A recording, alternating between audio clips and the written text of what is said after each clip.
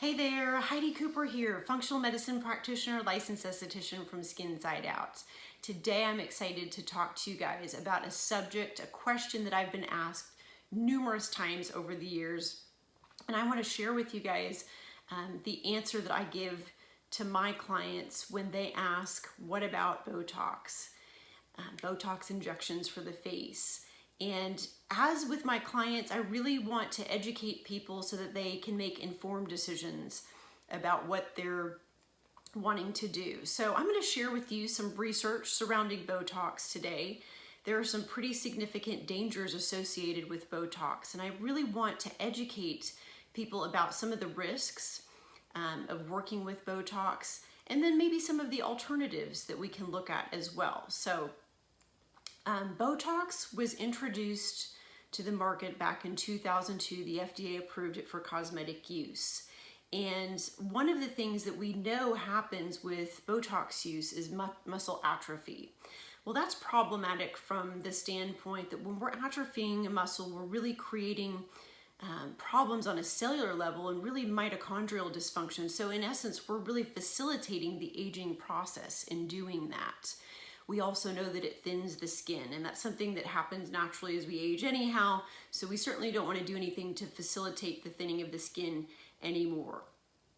Then I'm going to share a small list from a very big list of some of the challenges associated with Botox injections, and that's respiratory compromise, complete respiratory failure, muscle weakness, speech disturbance, eye disease, flesh-eating disease, cervical kyphosis, and Guillain-Barré syndrome, which is when the immune system attacks the nerves, which is pretty devastating.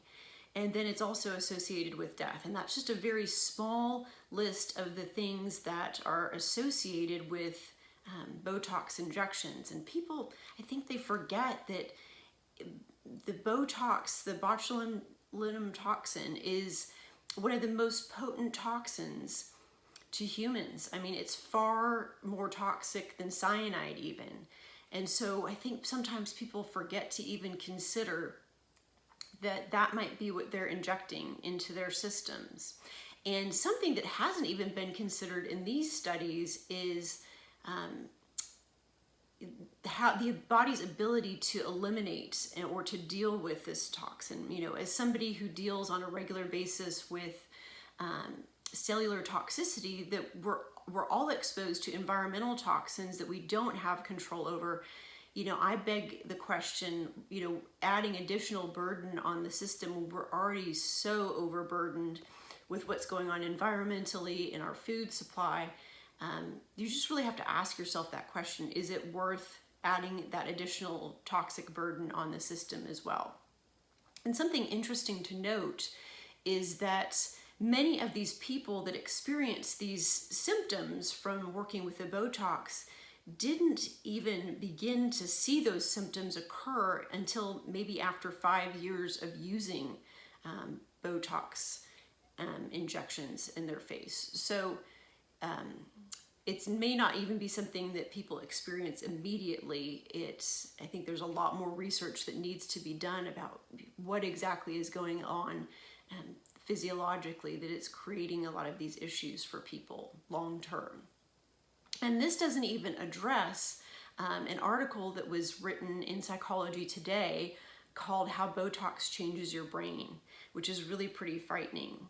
And a piece from that article says Botox deprives the brain of sensory input normally generated by forehead and facial movement, which is really kind of crazy to think about what other impact that those Botox injections are having. So I just want people to maybe have a better understanding of what they're doing if they're considering working with Botox, or if they have chosen to work with Botox, you know, maybe really consider what it might be doing to you, and that there are alternatives.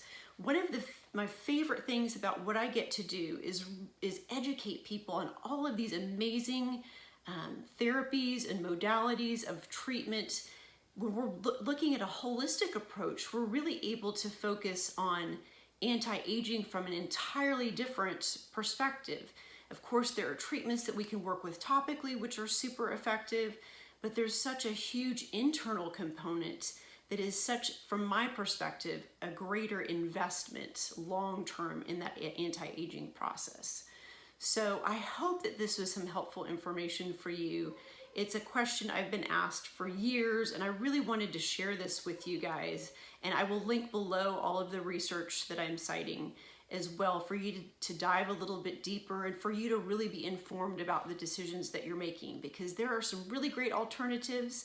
And I just really, my hope and prayer is for you to authentically be yourself and as healthy as can be. And I think that that is just the absolutely most beautiful thing there is. So if you have any questions, please feel free to reach out.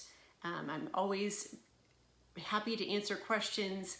And if this video was helpful for you, please like and share it. I really want to spread this information and for people to know that there are other options. So health and happiness. Have a super fantastic day. Thanks so much.